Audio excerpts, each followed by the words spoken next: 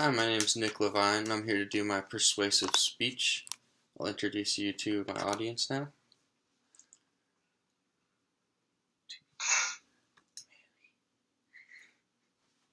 And then my brother on Google Hangouts.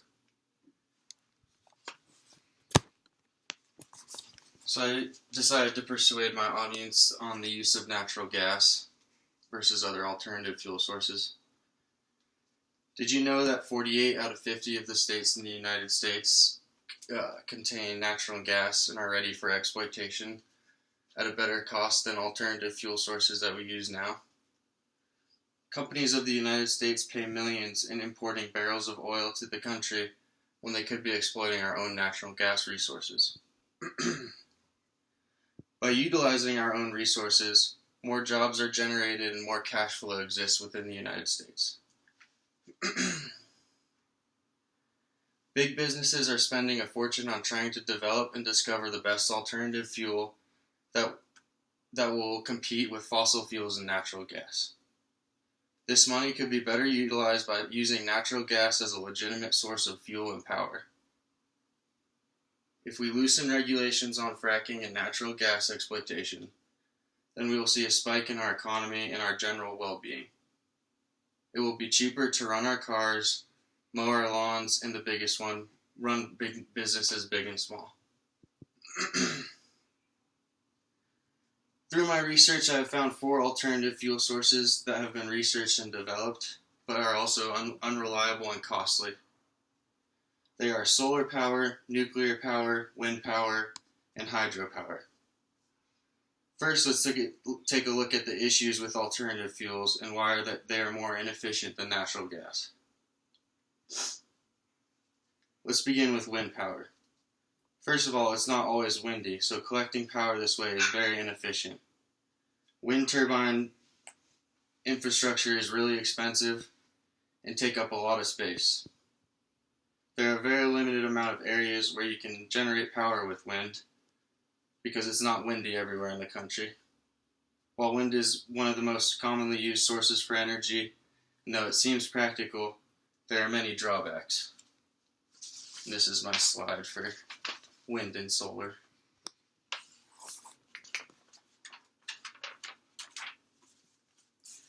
Using water or hydropower has been an interesting alternative fuel source and power source, but it also has its disadvantages. This alternative fuel uses an excess amount of water and could potentially be dangerous to a society that is in a drier climate or ones that are in direct drought areas. Water is our most scarce resource, so using it in an inappropriate way would not be smart. We can't generate water, we can only collect it. And building the infrastructure to collect this water needed to generate power would be expensive and it would take up a lot of land. We would also have to re-engineer our vehicles, a process that would take a long time and be very pricey. This is my slide for the hydropower. One of the most internationally used fuel sources is also one of the most dangerous and costly ones. According to Michael Hinckley, his article about alternative fuels, nuclear power has been around since the early 1960s, and it generates a lot of power and energy, but there are many issues with generating power through nuclear plants. It is very dangerous because it's radioactivity and that explosions can occur. It essentially ruins the direct area the plant is located, causing the area to become radioactive, and it being a general eyesore. Nuclear power will never work as an alternative fuel simply because of its toxicity level and its danger to society. To accommodate the nuclear power needed to run cars, we would have to completely redesign vehicles and how they're made. There couldn't be any sort of combustion or high heat levels, otherwise the risk of an explosion would occur. Now that we've discussed alternative power and fuel sources, let me explain what fuel source is the most efficient and most commonly used in place of the other alternative fuel sources. The solution is natural gas. The process of extracting natural gas leaves very little to completely no carbon footprint at all. The gas itself can be dangerous, but there is no harm in extracting it. Most alternatives have major drawbacks to the environment and our health. That isn't the case with natural gas.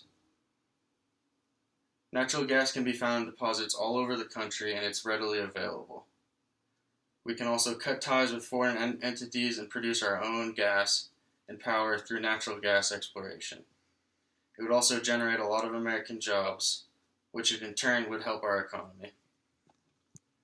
As more extracting of natural gas occurs, naturally the price of gas will go down. The cost of extracting natural gas and using it as a fuel source is generally cheap. This would allow us to have a reliable fuel source at an affordable price. No one wants to see an alternative resource get more expensive because it's now a fuel, such as water and the use of hydropower. There would be no need for dangerous nuclear plants or harmful materials that could damage the environment or society. We have talked about natural gas and alternative fuels. Now consider my main points and why natural gas makes for a more efficient source of power and fuel. As I've explained throughout my speech, natural gas is a much better fuel source than any of the alternatives, including wind, solar, hydro, and nuclear. With all of these being far more expensive to produce, unreliable for constant power, and the carbon footprint left by the infrastructure, it makes the most sense for businesses to continue exploring the use of natural gas. With 48 out of the 50 states having a supply of natural gas and it being readily available, it's easier and more beneficial for companies to invest in the production of power and fuel through the exploration of natural gas. This is a slide for the natural gas and just the general use in the home. And that should do it. I'll show you my audience one more time.